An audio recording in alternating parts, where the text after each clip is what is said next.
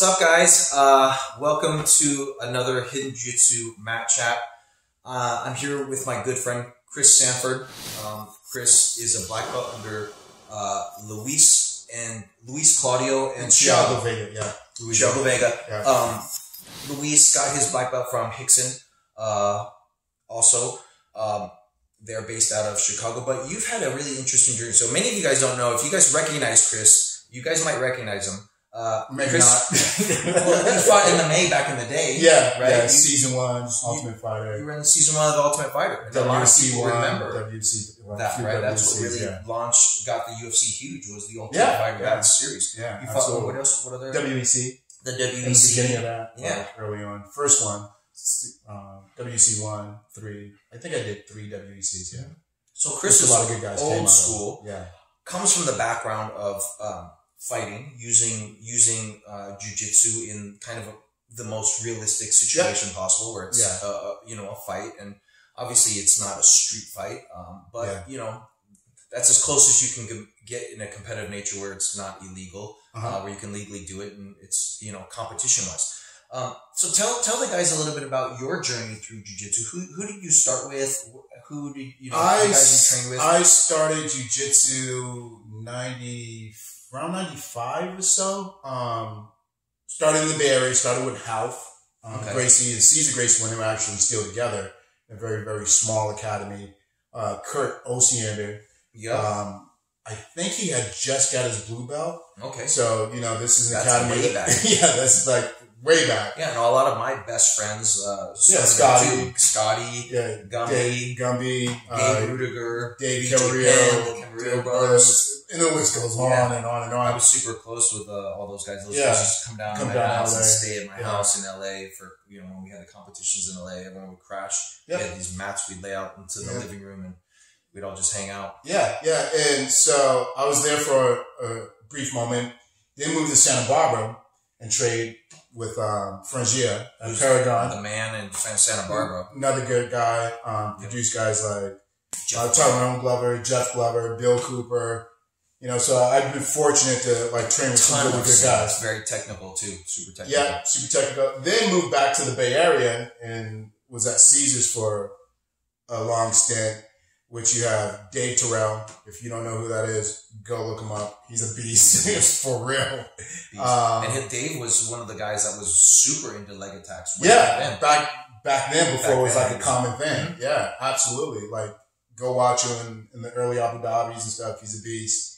And then, of course, everybody knows Nick and Nate Diaz, Gilbert Melendez, Jake Shields, that whole crew came through. And you even started managing some of those guys. Yeah. So, brief stint as a manager, signing guys, Gilbert to strike for us, did his deal in Japan, helped out some other guys in the same way. So, yeah. And then I met Luis and Thiago through a mutual friend of ours, Cola. Okay. Cola introduced me to Luis. Yeah.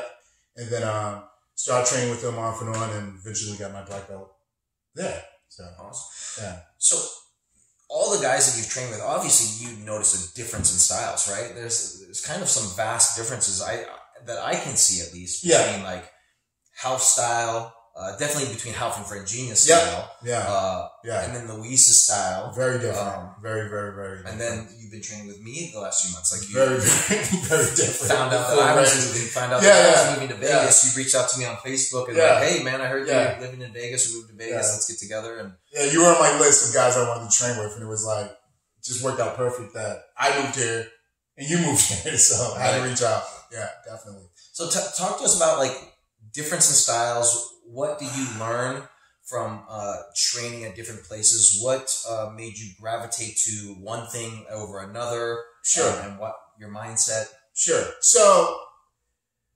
I've been fortunate, not just from an instructor standpoint, training with Ralph, training with Caesar, training with Franjinha, but the totality of the guys that are on the mat at the time I was on the mat. There was a lot of beasts. It was a different environment.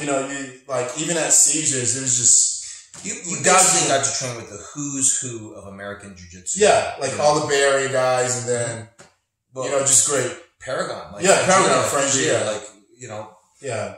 5-10 years ago, everyone knew who Jeff Cooper and Bill Cooper, Jeff Glover, Jeff Glover, and Bill and Cooper. Tyrone Glover too. Was amazing. You know, amazing game. And what's great about Franjinha, particularly, and you see this elsewhere, is like if you look at each one of those guys individually, their game's completely different.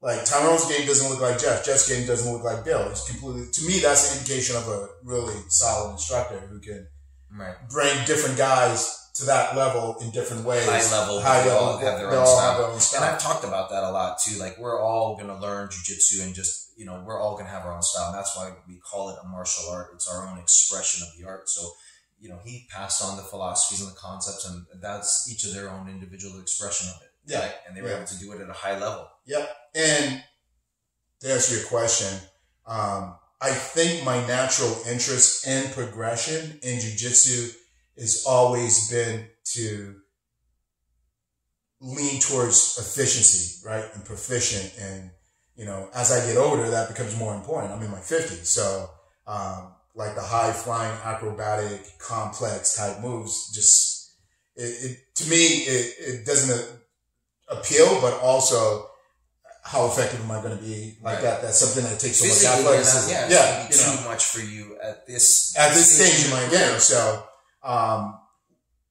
that was one of the big differences when I started training with Luis and Thiago. And that's the thing. Even though you can't do those things, you still want to put the time into training. Oh, absolutely. You're still definitely committed to training. Yeah. We've been training together, you know, on and off. Yeah. And, you're committed to training. And also when you're putting in the time, you want to get better. You Absolutely. Improvement, right? Absolutely. And I think that's a huge thing. So how do we do that? How do we still train at 50 and still get better if, you know, you're definitely going to have to be a little bit more picky and choosy with what you're putting your time into. Yeah. And also too, like my experience with you, it's like, I've been shown this over and over again. I've done this. But the details and the nuances of just changing this one little thing, or even just changing something conceptually, like what we were just doing with the knee shield and movement and distance and stuff like that. I've been told those things before, but I haven't been told those things in the way that you communicate it. So those are like the gems that I look for, right? Mm-hmm. Like this is the most efficient way, proficient way to do it. So So that's your search, so kind of the constant search for efficiency, which is, you know, what I always talk about in jiu-jitsu. It's like we want to be, there's all these techniques, all this stuff out there, you know, we want to see what works the best and what works the best using the least amount of energy. Absolutely. That's kind of my kind of filter for, like, when I see a bunch of different ways to do things, I see a technique and I see like there's 4 or 5 different ways. Well, what works the best? Meaning, like, you know, if the guy's defending, I can still do it, or if he's resisting this way, or if he's making adjustments, can I still do it? Mm-hmm. And then what uses the least amount of energy, or the least amount of steps, right? Sometimes it's just the least amount of steps. And in addition to that too, like the big standout in this for me is not even the technique thing, it's the underlying principle. Because like you mentioned before, a lot of guys talk about pressure. A lot of guys talk about weight distribution. A lot of guys talk about, use these words, connection, pressure, weight distribution. But very, very, very, very few really understand what that means and how to affect it. And like, from my experience with you, as a progression from my experience with Luis and Thiago, both being under Rickson to some degree, right? Like pressure in itself is a weapon. You know, and I experienced this with Ralph. The first, I remember, I'm sure Ralph doesn't remember, but Ralph was the first person that I actually rode with when I moved out, from Boston to the Bay Area. And it was just an ass whipping. It was just brutal. And I remember one of the things was like the amount of pressure that he put on me. It was like an avalanche. Yeah. And then afterwards he goes, "Hey, my friend, I just want you to know what real jiu-jitsu feels like." And I remember that throughout, like, my whole experience, you know, 20 plus years of doing jiu-jitsu. I remember that, and rarely did I come across that. Rarely did I come across the amount of just so crushing pressure from somebody I rode with until I started rolling with you. So here we are. Well, that was always kind of a big thing that many people give Rickson credit for, is his evolution of jiu-jitsu. What his contribution was to jiu-jitsu was the understanding of connection and weight distribution. And so I took those ideas, those concepts that he instilled into me, and I ran with it. I just was like, wow, if these ideas and these concepts is what really made his jiu-jitsu 10 times more effective than everyone else's, I really got to go deep and explore those. Yeah. And that's why I put so much time and energy into trying to understand it. Mm-hmm. So not only I could do it myself, but I could teach it to others. Absolutely. And I think, what you were saying is so true. I hear that all the time too. I see that all the time.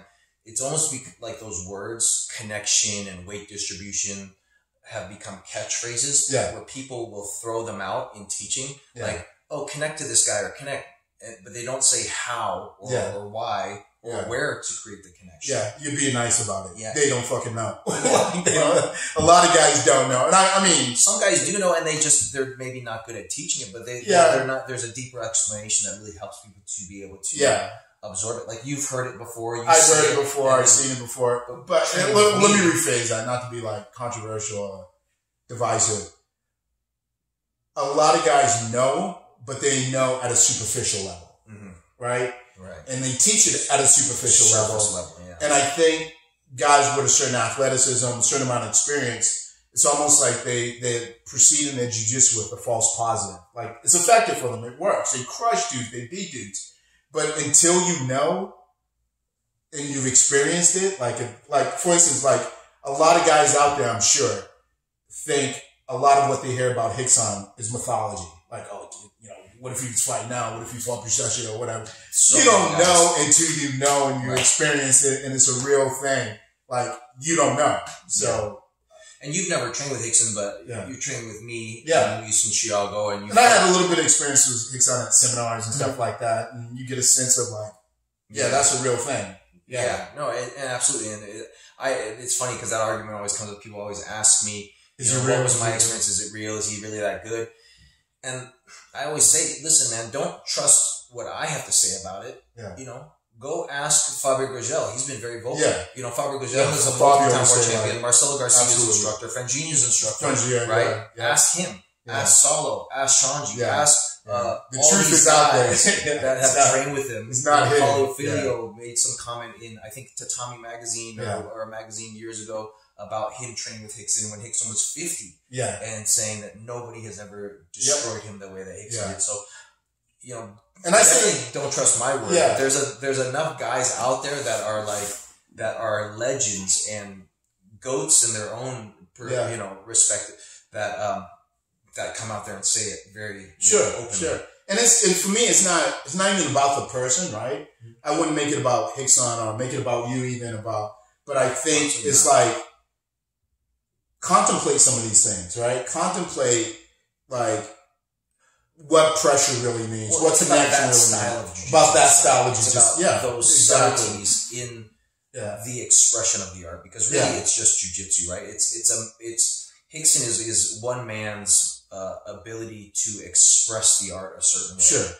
Right? And so he's able to express it in a way where, he's able to dominate by applying these principles. Yep. And that's, something that we were talking about earlier. It was kind of a joke because Darren Branch, who eventually I'm going to have on the show, who's a black belt, Gracie, whom I taught black belt, and he recently moved to Vegas. He's was out here coaching Jessica Ai, the UFC fighter.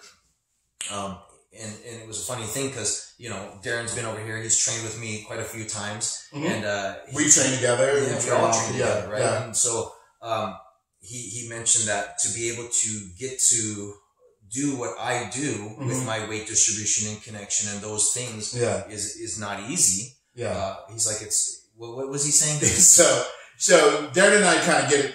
I mean, he buys into what you teach, right?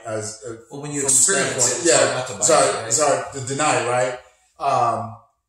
But he also has this partition in his mind that, okay, that's Henry, but if I'm going to teach or if I'm going to do this, that's a longer path. It's going to take nobody else to do it. Nobody else is going to do that. Or it's going to take forever to do it, to really develop that feel, that connection. It takes a long time.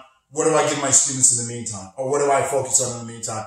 Particularly if I'm competing, because that's kind of where his mind is too, to be able to compete, gi, no gi, IBJJF, all the same, right? Like submission only.